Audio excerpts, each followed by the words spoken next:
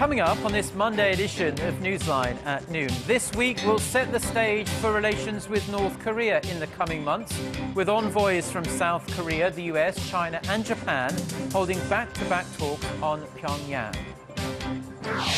South Korea's National Health Insurance Service files lawsuits against 3 major tobacco companies, demanding more than $50 million in compensation. Plus, Washington accuses Russia of stoking the growing crisis in Ukraine at an emergency session of the UN Security Council. Moscow denounces Kiev's plan to use armed forces in eastern Ukraine. These stories and more on Newsline at noon.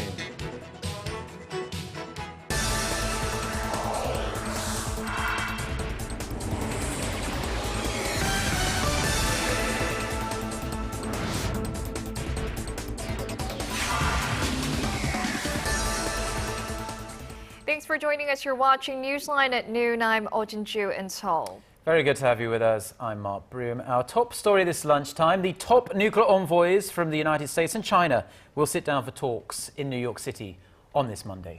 This follows a flurry of diplomatic activity in recent days between the key members of the six-nation talks aimed at denuclearizing North Korea. Our Hwang Seung-hee has the details. China's chief nuclear envoy, Wu Dawei, will meet his U.S. counterpart, Glenn Davies, in New York Monday as they seek to jumpstart the long-stalled six-party nuclear talks.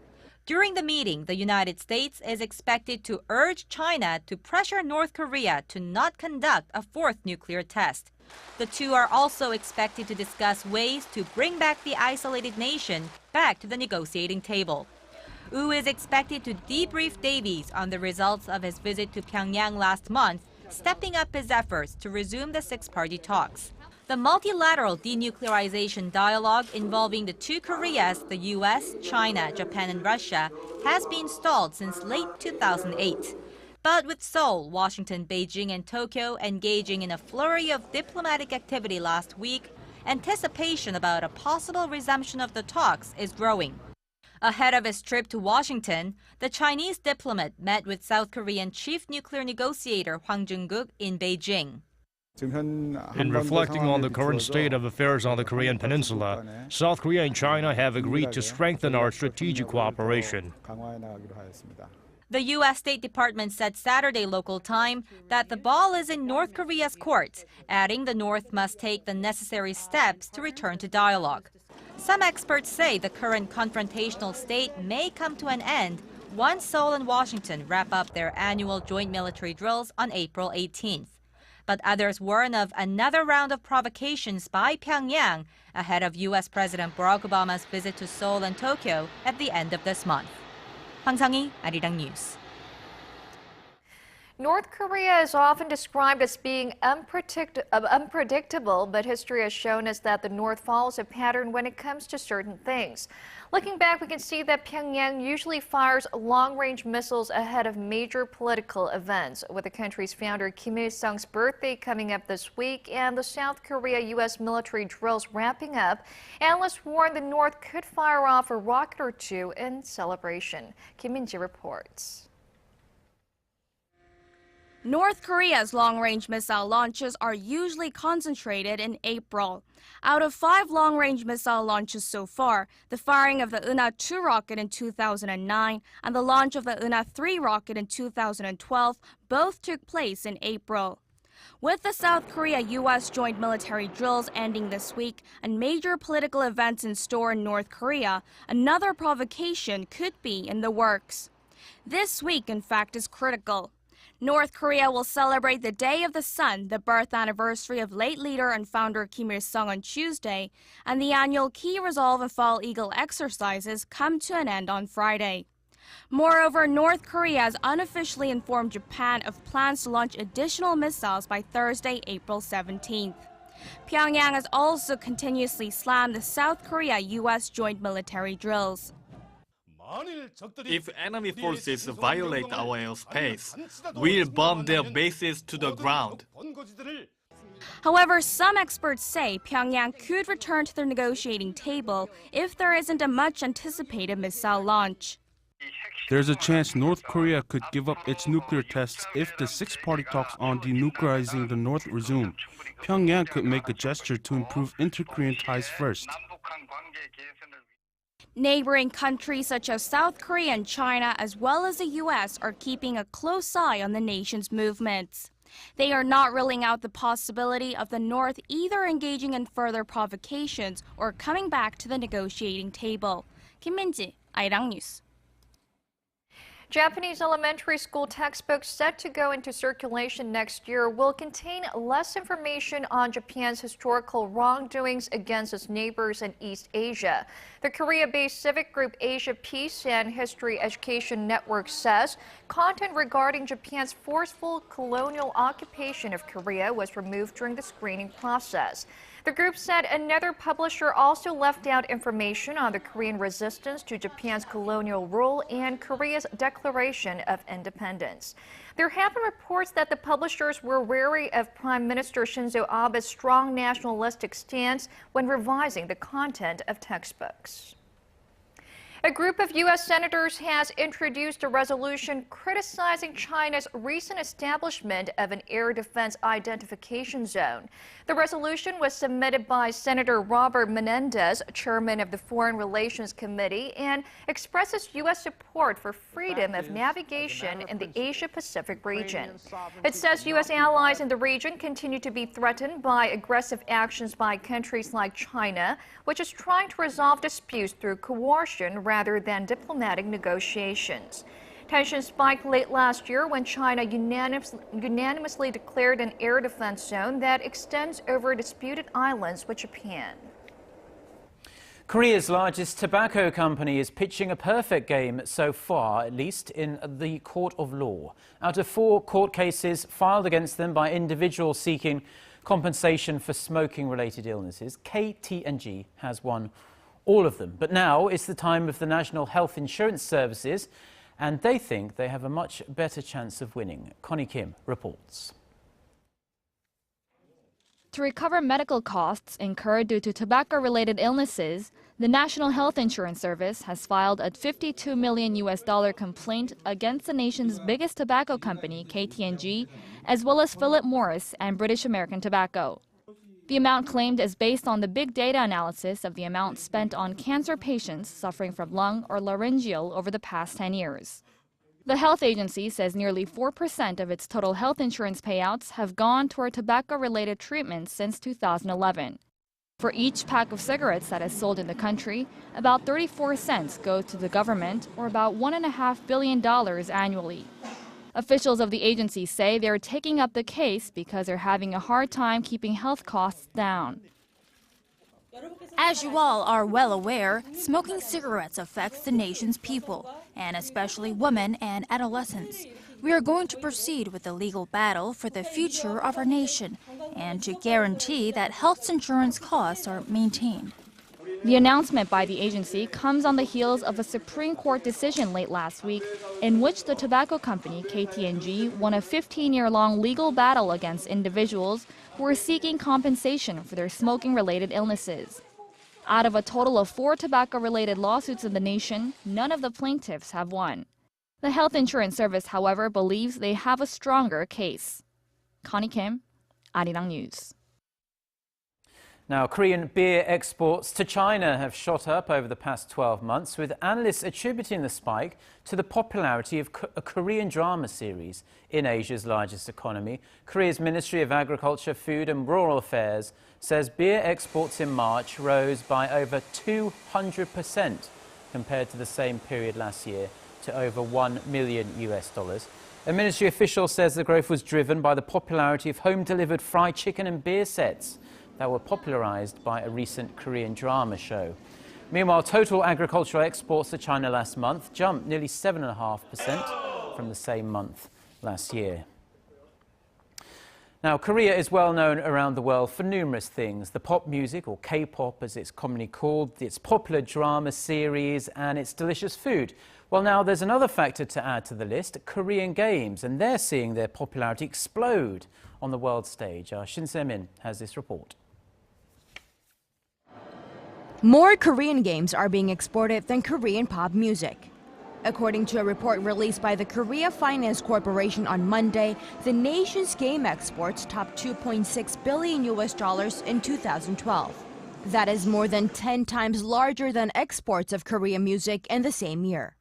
The gaming figure refers to all online, video, mobile, PC, and arcade games being sold outside the country.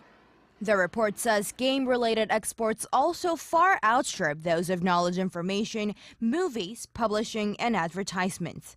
Korea's gaming industry brought in $180 million in revenue in 2012, with over 90% of those coming from online games.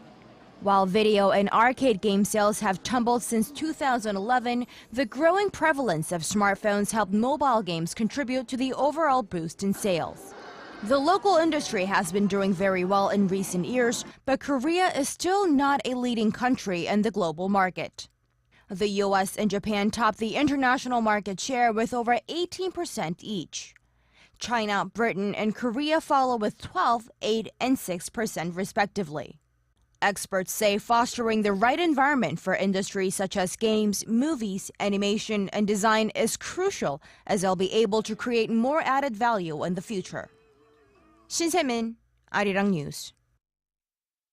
The income levels of workers in Korea are becoming much more polarized. The Financial Supervisory Service and the National Tax Service say the number of office workers earning more than 100 million won, or roughly $96,000, topped 410,000 as of 2012. That's more than double the total from 2008.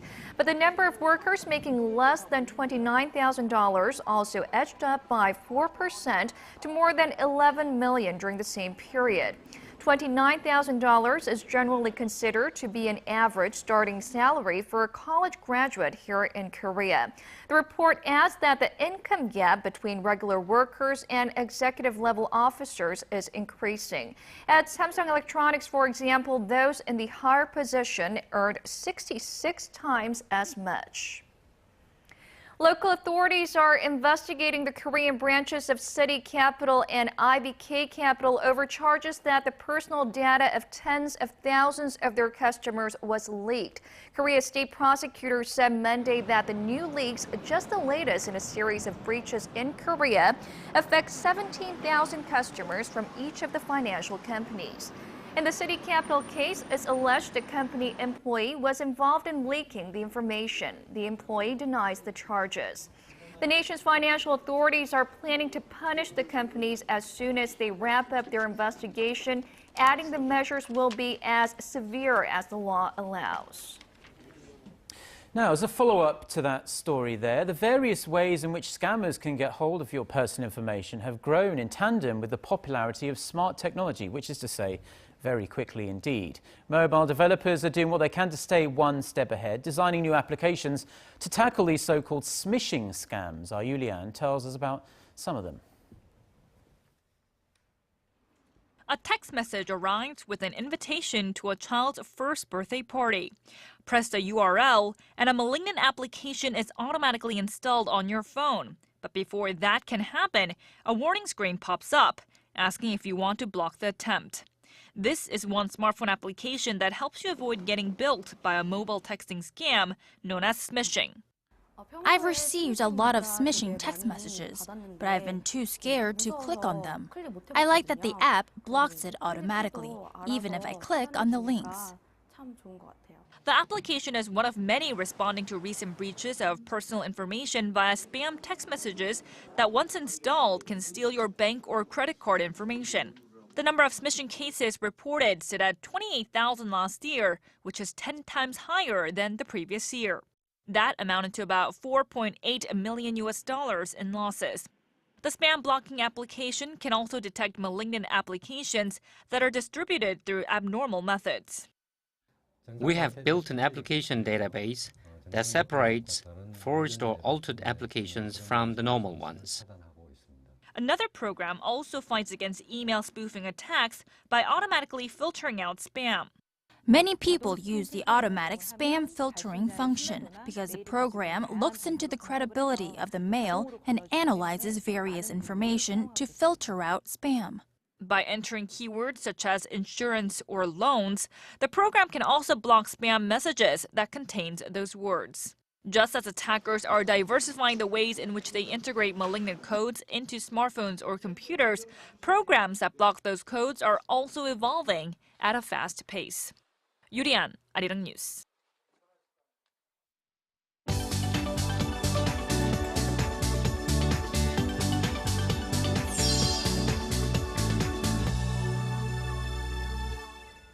Time now for a look through your international headlines, and for that we're going to turn it over to our Eunice Kim, who's standing by at the News Center.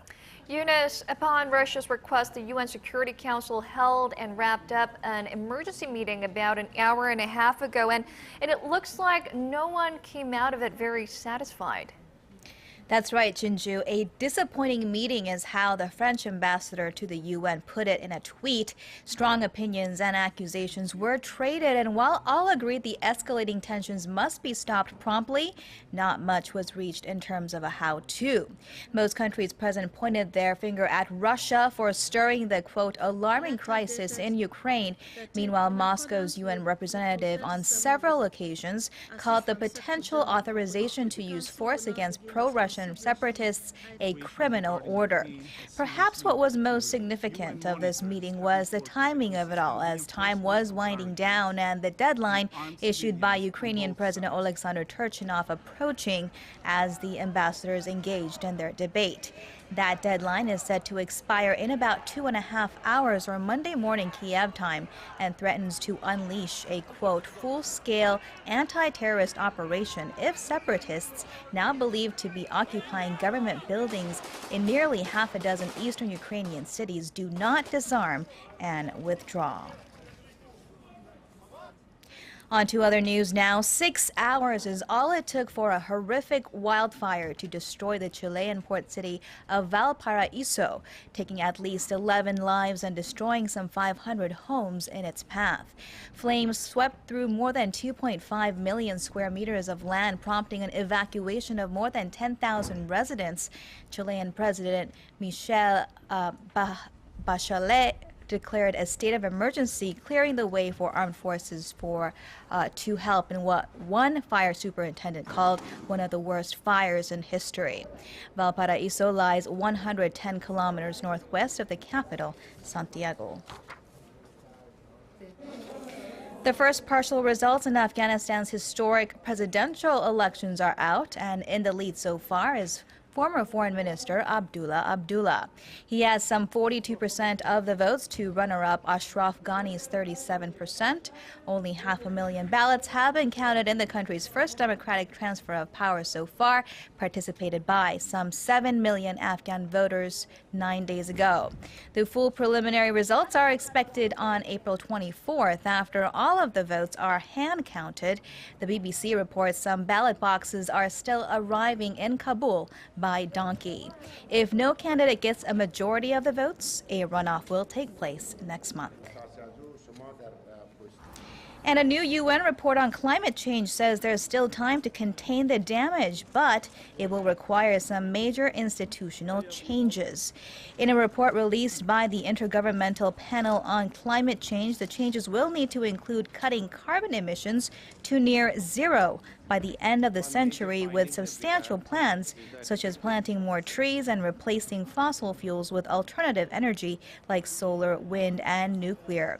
Lead author Otmar Edenhofer says the report showed the challenges to solve the global common problem are huge, but that it also offered modest hope to turn the tide around.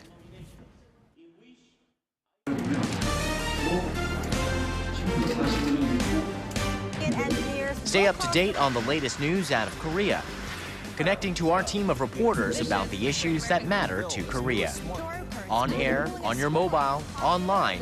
Find out more about Korea on Newsline at Noon with Mark Broom and Jin Ju. I'm Jin Ju, market researcher, strategy analytics, and Thursday, the LG Electronics. Now to something we know we shouldn't do, but we do a lot of the time anyway, texting while driving. Well, a United Nations ambassador has called for laws to make texting while driving illegal worldwide. During a recent General Assembly session, U.S. Ambassador to the United Nations, Samantha Power, asked member countries to consider a road safety resolution to reduce traffic accidents globally. The laws would include one that bans drivers from texting while behind the wheel. Studies show that more than 1 million people worldwide die each year in car accidents, most of them caused by driver behavior. Texting while driving is banned in 43 U.S. states and the District of Columbia. Now, it's a little known fact, but for every strawberry and chili pepper that is eaten and enjoyed in Korea, royalties are paid overseas. Yeah, and to keep that money in the country, the local agricultural industry is seeking out ways to strengthen its patent system to protect domestically developed seeds. Our Son Jung-in reports. Many Korean dishes are loaded with chili peppers, also known here as cheongyang peppers. But not many know that every time they buy a pepper, Korean consumers are paying royalties overseas. Its seed was developed by a local company, but it lost its rights when the business crumbled during the Asian financial crisis of the late 1990s. Since then, many local firms have had to give up their seed ownership to multinational companies. Currently, Korea is paying royalties for about 30% of its agricultural products. Over the last 5 years, Korea has shelled out nearly $54 million in royalties, with mushrooms accounting for the most at $19 million, followed by roses at $40 million and kiwi at $8.6 million. About 70% of the global seed market is owned by multinational companies, which puts Korean companies trying to increase their presence in the world market in a tough spot. Many multinational companies are dominating the global seed market using intellectual property rights as a weapon, so it is hard for mid-sized local companies to compete with them. Korea is seeking to develop different kinds of plant breeding while protecting seed rights with a systematic set of patents to prevent them from being sold overseas. We plan to support the seed research by developing patents and protecting the intellectual property that could eventually result in more profits for the country. The system is expected to help keep local seed ownership in the country with classified patents that span from the beginning of seed research all the way to the end. Son Jung-in, Arirang News.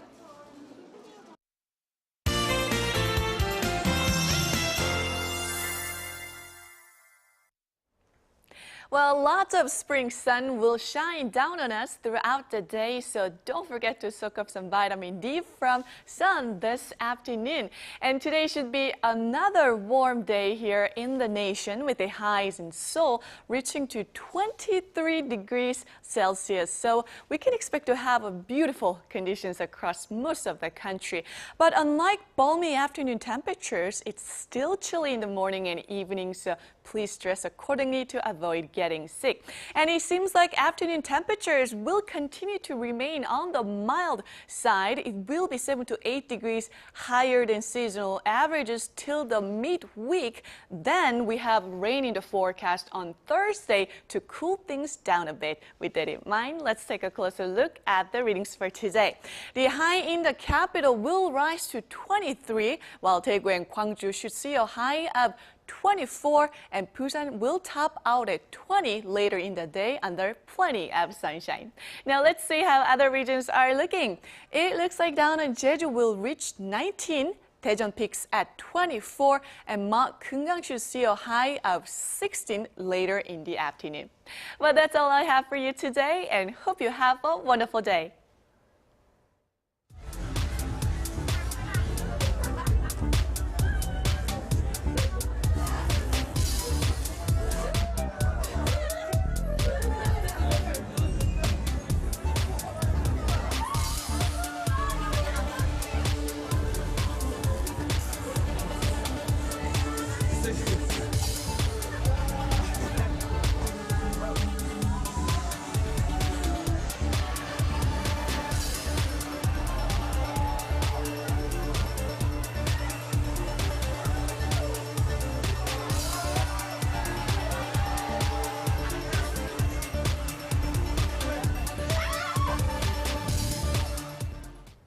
And that's it. Those are the stories we're following at this hour. Mark and I will be back at the same time tomorrow. Thank you for watching.